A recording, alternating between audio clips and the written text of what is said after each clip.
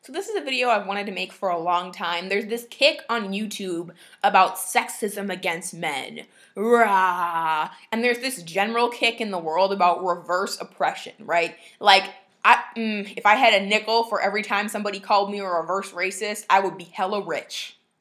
But that aside, I think we like to turn oppression on its head and think about reverse oppression because the centers of our conversations need to be about the dominant groups, right? So God forbid we should have a conversation about black people. We need 7 million other conversations about white people before we can finally go back and then have a conversation about Latinos or Asians or Filipino folks or anybody else. And I think this is what's happening with this Amazing Atheist video that I'm about to show you. The Amazing Atheist is threatened by the idea that feminism is a strong movement. And I don't like to say feminism because it's heteronormative, but I like to say feminism also because it's kind of the term that's been accepted, so I'm going to keep saying it. But he's threatened by feminism and the centrism it has around women and how it puts women at the forefront of things. And so he's forcing people to look at this kind of incident that's not only the product of patriarchy itself, but that kind of pales in comparison to instances of misogyny. So, to the Amazing Atheist and to Mr. Repzion, who also makes a lot of videos about reverse oppression, think about the center of your dialogue and why you're choosing this topic over other forms of oppression that are more widespread. So, there's this show on CBS. It's called The Talk. It's kind of like CBS's answer to The View. The premise is that a bunch of mindless, chattering sit at a table and talk about their problems. I don't know. I don't watch the show. Scene change. Okay, so this is weird because you're about to complain about sexism, and then you call these women mindless, chattering, CUNTS. I don't really want to use profanity on my blog just because I don't know who's watching. Otherwise, I would use profanity because I don't believe in censorship, but that's a different story. And it's just so contradictory. And I realize that you're doing this on purpose, but it's still super rude. Like, you don't, and it's not even the C word that makes it most offensive. It's that you call them mindless and chattering. It's like, oh, the mindless, chattering women who should, like, be disenfranchised because all they do is gossip. Like, you know that was a reason, right, for, like, a lot of problems in history, like saying that women gossip and chatter and are anti-intellectual. Like, that's a thing. That's a historical thing. But let's move on. I saw this clip on the internet where they were talking about this woman who chopped her husband's penis off and stuffed it in a garbage disposal. And the great thing about this is every on The Talk decided to talk shit about this guy who just had his penis chopped off and laugh at him, and Sharon Osbourne saying like, I mean, I don't know the circumstances, I don't know why he filed for divorce, I don't know what was going on between them. However, I do think it's quite fabulous. I mean, can you just imagine that thing whizzing around the disposal? It's like...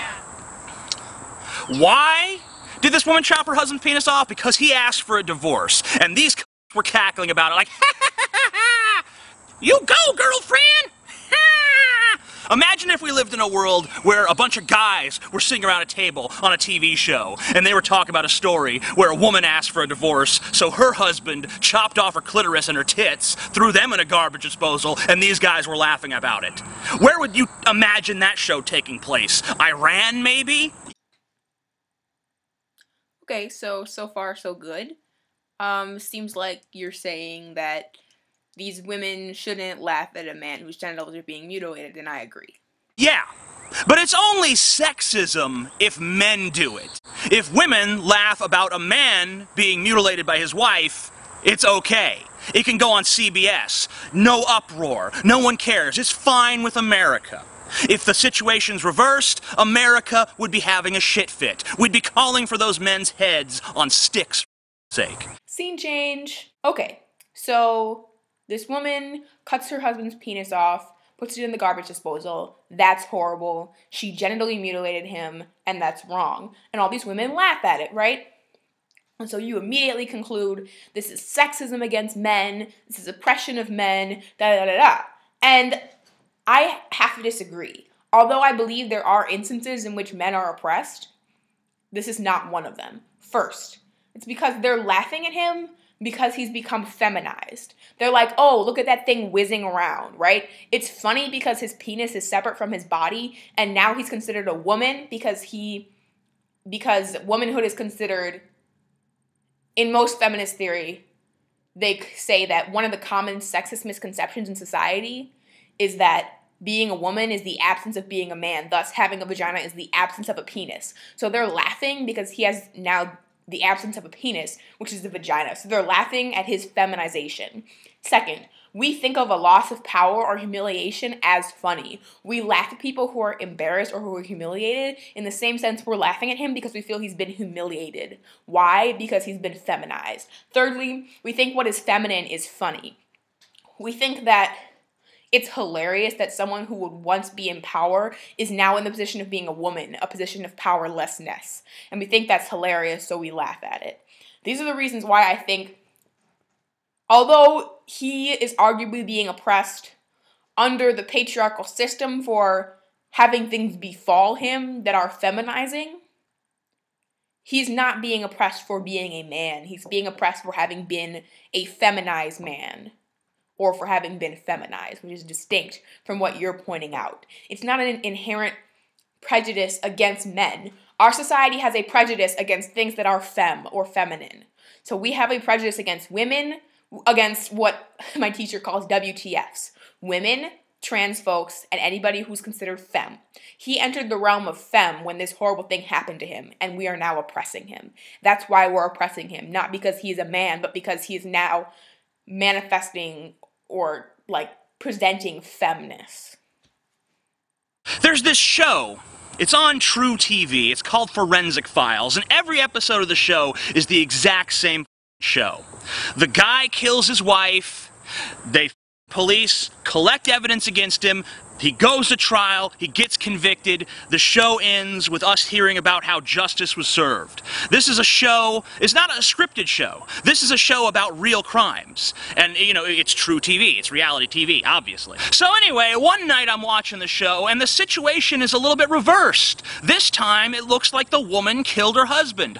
All of the evidence points to the fact that she took a shotgun, went up to him when he was sleeping, placed the shotgun up against his temple, pulled the trigger, killing him in cold blood. It goes to trial. She tells the jury, he beat me. He abused me mentally and physically. He deserved it. And the jury let her go.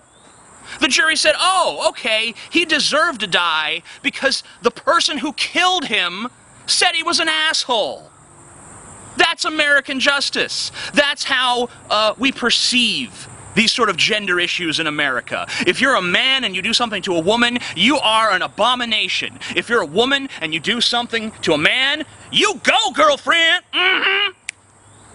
There was a case in Russia recently where a man tried to rob a woman's store. She beat the shit out of him, tied him up in the back, kept him as a sex slave for 3 days, basically, you know, raped him. Now, there's a little bit of confusion as to whether or not this story is really true, whether it really happened, but that's not important. What is important is the reaction to it. This woman has a fan page on Facebook now. A bunch of people are talking about how great this is, how she empowers women, all this stuff. If the situation were reversed, would it empower men? Would that be like a justified thing for a man to do? Hey, this bitch robbed my store, so I raped her for 3 days. You know, corrective rape. It's justice. It's justice, folks. This is why I can't take feminism seriously. I just can't. I can't take it seriously. So irritation with the black female caricature you just performed aside, you are talking about this Forensics Files episode on which a man abuses his wife, she develops PTSD, and then she kills him, and you're now blaming the victim. Rough. So I'm going to go ahead and say you're wrong, because you're wrong.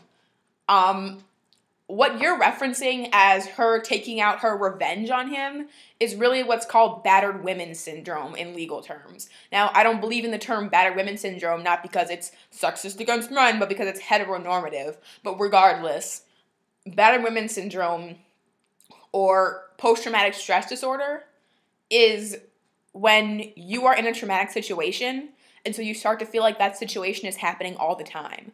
What this woman was likely arguing, because I've seen these types of cases before, is that she had PTSD and did not understand that she wasn't being attacked by her husband at the time. And so were she being attacked by her husband, her killing him would have been justified under the law, just without the PTSD, independent of PTSD. But because he was sleeping, people say, oh, she killed him in cold blood. That's not true. She felt as if she was under attack constantly, so she attacked him while he was in his sleep. Or in whatever benign state he was in. I can't quite remember. So, yeah, PTSD is not the same as taking out your revenge on someone and deciding that they deserve to die because they're an a-hole. That's completely distinct. And then you make this analogy like, oh, by this standard, if a woman robs a man's store, the man should be able to rape her for 3 days. That does not make any sense. If you get robbed, you don't have PTSD. Whereas if you get abused verbally and physically, you have PTSD. So then you might lash out at somebody, but probably not by raping them. People with PTSD tend to react in self-defense. So rape is not an act of self-defense, typically. I don't know what situation in which it would be an act of self-defense. So there's no reason why that makes any psychological sense. So you also gave the example of a woman who kept a man in her store and raped him. And I'm not sure how this is relevant. Apart from the fact that you said some, like, fringe people were like, yeah, this is empowering to women, but that's not empowering to women, so meh. Just, like, cross-apply the same arguments I made about the genital mutilation thing to this, and yeah, rape is not okay. And there's no such thing as corrective rape, and it wouldn't somehow be okay for the man to then rape a woman in a retaliatory way. And it's not the same as PTSD and all of that. Because they don't address things like this. They want to talk about the disparities between the genders, but they never want to talk about this shit. They want to pretend like this doesn't exist, or it's all isolated incidences. It's not an isolated incident when an entire audience of women are all laughing about a man getting his dick chopped off when the reverse would never happen. Never! Not unless you lived in Iran.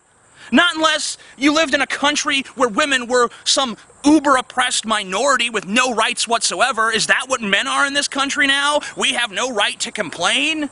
We have no right to say, I don't agree with this. I think this is disgusting. I think this is immoral. I don't think this belongs on network television. At the very least, if they're allowed to joke about it, we should be too. So, I mean, either way, either this shouldn't be allowed or the other should be allowed.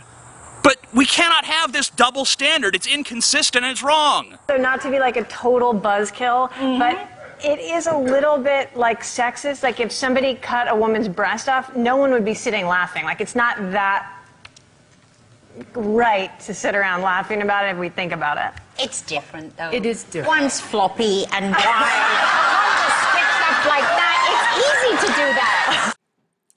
So to The Amazing Atheist, ultimately, like, kind of put this in perspective, right? Like, you start talking about how men are becoming an oppressed minority, and they're silenced and censorship and complain, and come on now. You make up, like, men, y'all make up, like, the entire Congress. You're not silenced, and you're not an oppressed minority in the U.S. Some of the patriarchy just came back to get you.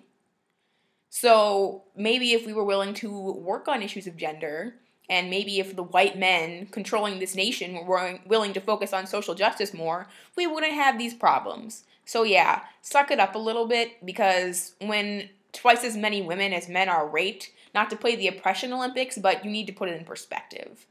And so, yeah. The moral of the story is men get oppressed, like with the rape example. Men get oppressed because rapes of men don't get reported, right? Because we think masculinity conflicts with that. But women are also oppressed a lot.